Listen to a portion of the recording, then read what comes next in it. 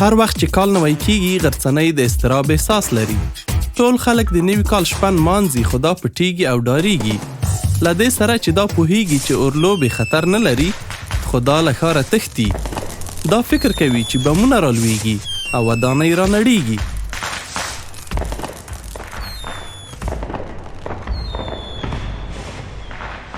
اباسین د باندې هر وخت زیر وي او که څوک په تصادفي ډول هم د هغه په ښځه یا لور ولګیږي هغه غوسه کیږي او شدید غبرګون ښیي.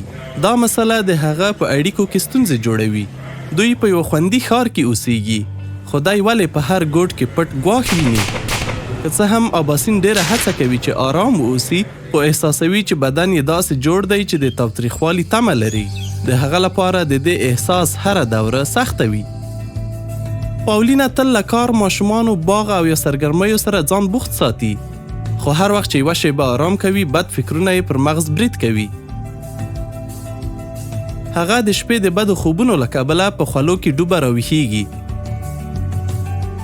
هغه خپل میړه او ملګرو ته په دې اړه څه نشي ویلی او شرمیږي.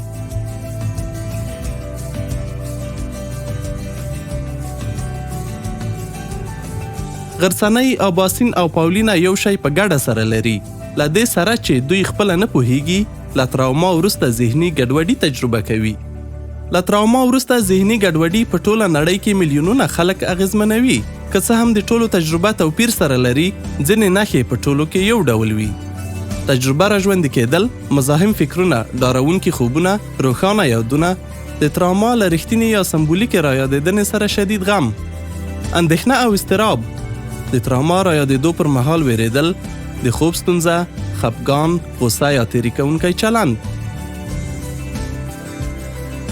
له احساساتو یا یادونو ځان ساتل، د بوختیا احساس، د تراوما په اړه له خبرو او فکر کولو څخه ډډه کول، له هغو ځایونو، فعالیتونو یا خلکو ځان ساتل کوم چې تراوما در یادوي. د احساساتو او باورونو د درک ستونزه، له کورنۍ او دوستانو د بیلوالي احساس، د شوې پیښې له کبله ځان پټ ګڼل، د غصې، خفګان، ګناه یا شرم شدید احساسات. دوی ښایي حیران شي هر کس یو وخت یو څه بد شی نه تجربه کوي. ولې خپل ژوند مخته نشم وړای؟ څه را شوي دي؟ دا چې له یوې بدې پیښې وروسته په یو چا کې له تراوما وروسته ذهني ګډوډي وده کوي او که نه له ډېرو لاملونو سره اړه لري، خو دا یوه شخصي ناکامي نه ده. که تاسو خپله او یا مو کوم ملګری یا د کورنۍ غړی له تراوما وروسته د ذهني ګډوډۍ نښې لري، باید د مرستې ترلاسه کولو په لټه کې شئ. د ذهني آرامتیا متخصص کسان کولی شي له تاسو سره د دې ستونزې په حل کې مرسته وکړي. په چوپتیا کې ځان ته ځور مه ورکوئ. د نورو معلوماتو لپاره هندبوک جرمني ویب سایټ وګورئ.